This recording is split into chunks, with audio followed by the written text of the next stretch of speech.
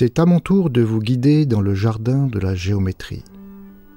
Je m'appelle Escher et je suis un artiste néerlandais du XXe siècle. La géométrie m'a toujours inspiré et je suis passé maître dans l'art de dessiner des pavages incroyables. Voici mon autoportrait, vu dans un miroir sphérique. L'une de mes gravures les plus célèbres représente des reptiles dessinés dans un plan qui parviennent à échapper à leurs feuilles de papier. Du haut de différents objets, ils contemplent leurs conditions d'animaux plats. Pour nous préparer à la 4e dimension, nous allons nous inspirer de cette gravure et d'un petit livre publié à la fin du XIXe siècle par un pasteur anglais, Edwin Abbott, qui s'intitule « Flat Land, le plat pays ». Nous allons tenter d'expliquer à des êtres plats, c'est-à-dire des êtres vivant dans un plan, l'existence de la 3e dimension qui nous est si familière.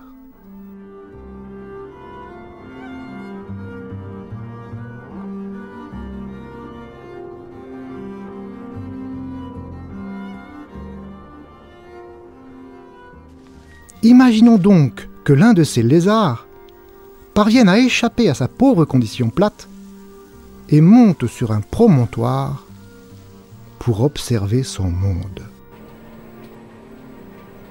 Comment pourrait-il expliquer à ses collègues l'existence d'objets de dimension 3 ? Une première idée consiste à faire passer au travers du monde plat des objets de dimension 3. Voici par exemple un tétraèdre avec ses 4 faces qui va traverser le plan des lézards.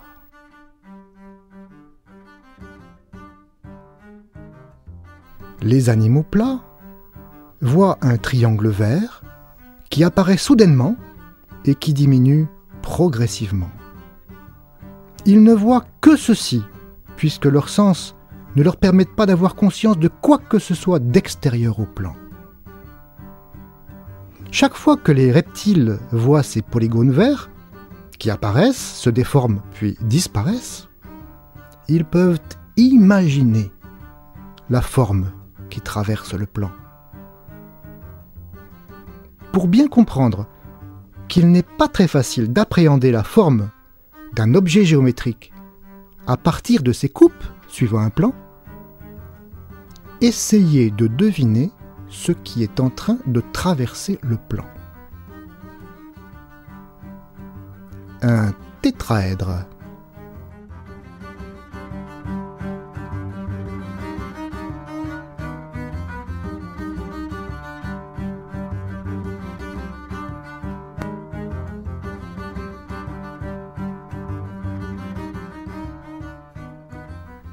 Et ici,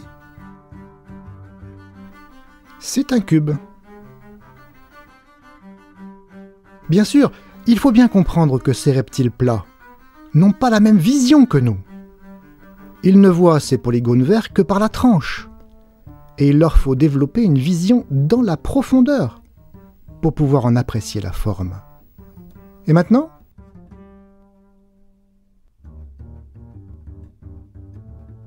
Un octaèdre avec ses 8 faces.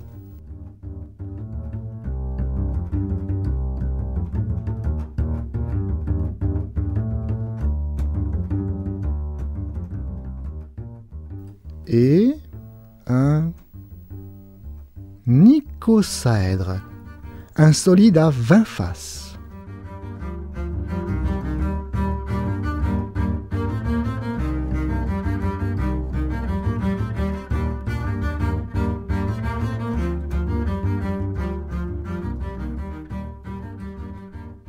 Et finalement, le dodécaèdre, avec ses 12 faces, 20 sommets et 30 arêtes.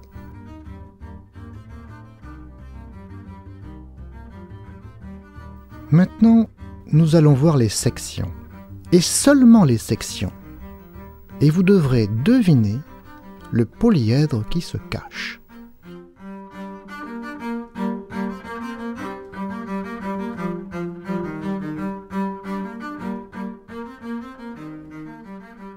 C'était un tétraèdre.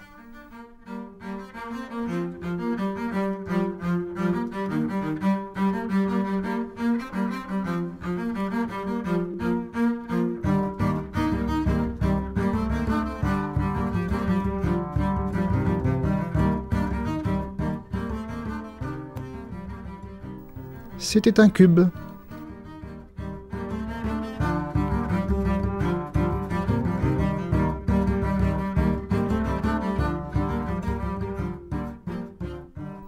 Ça devient difficile, n'est-ce pas? Vous voyez, les êtres de dimension 2 doivent développer une bonne intuition s'ils veulent comprendre quelque chose à la 3e dimension, qui nous paraît pourtant si naturelle. Nous aurons des difficultés du même genre pour appréhender la 4e dimension. Voici maintenant une deuxième méthode pour expliquer aux êtres plats ce que sont les polyèdres. On commence par faire gonfler le polyèdre pour faire en sorte que ses sommets et ses arêtes soient sur une sphère. Ensuite, nous pouvons projeter stéréographiquement sur le plan des lézards pour que nos amis de dimension 2 puissent observer le spectacle. Bien sûr, nous pouvons faire tourner la sphère, et donc le tétraèdre, comme nous avons déjà fait tourner la Terre.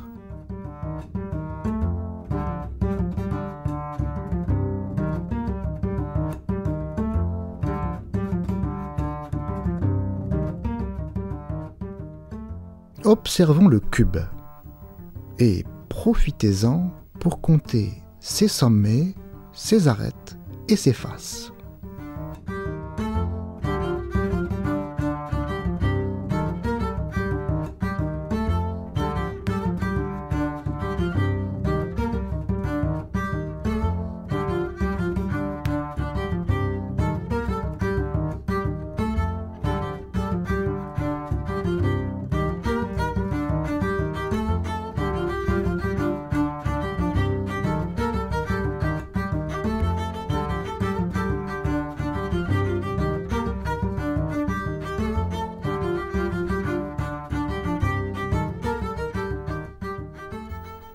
C'est le tour de l'octaèdre.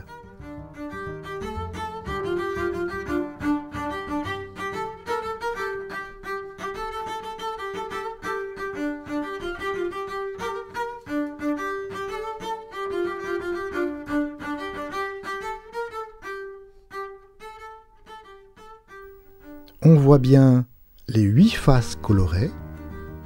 Observez que les projections des arêtes sont des arcs de cercle.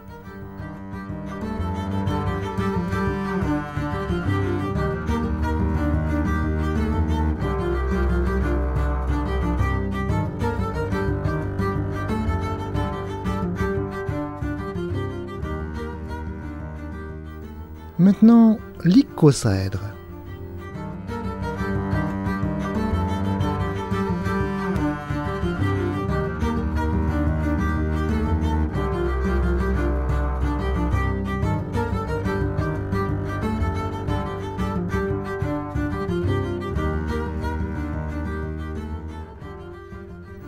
La structure est plus compliquée, mais elle reste compréhensible, même pour nos reptiles. On y voit 20 faces, 12 sommets et 30 arêtes. Pouvez-vous les compter?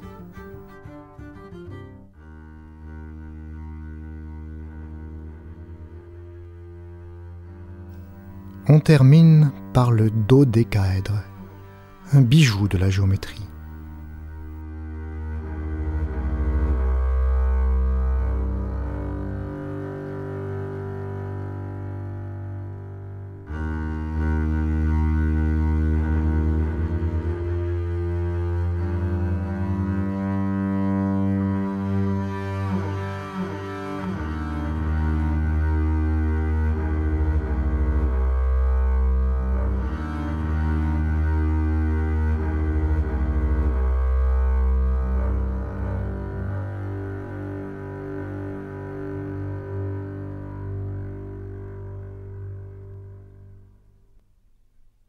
Le moment est venu des exercices.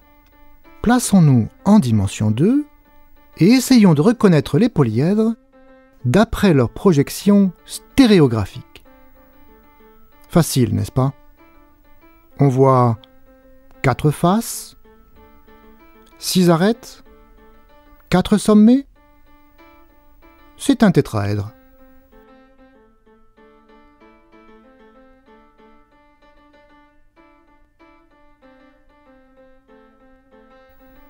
Et celui-ci? 6 faces, chacune a 4 côtés. Vous l'avez reconnu, c'est un cube.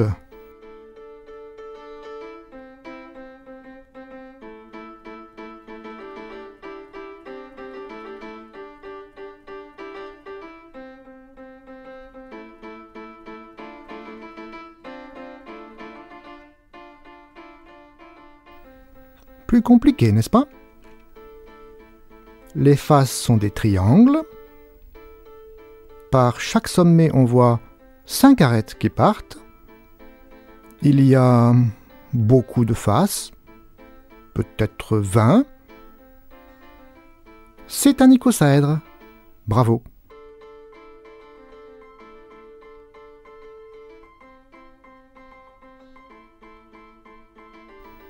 Observons le dodécaèdre. Chaque face est un pentagone. On compte 12 faces. De chaque sommet partent 3 arêtes.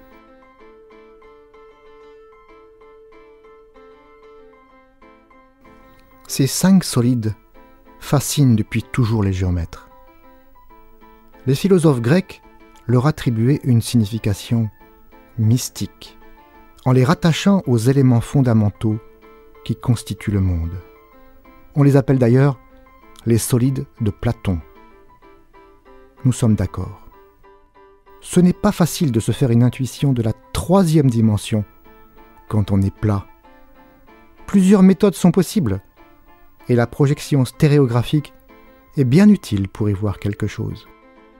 Maintenant, il va falloir nous préparer à la 4e dimension. Nous allons devoir faire preuve d'imagination.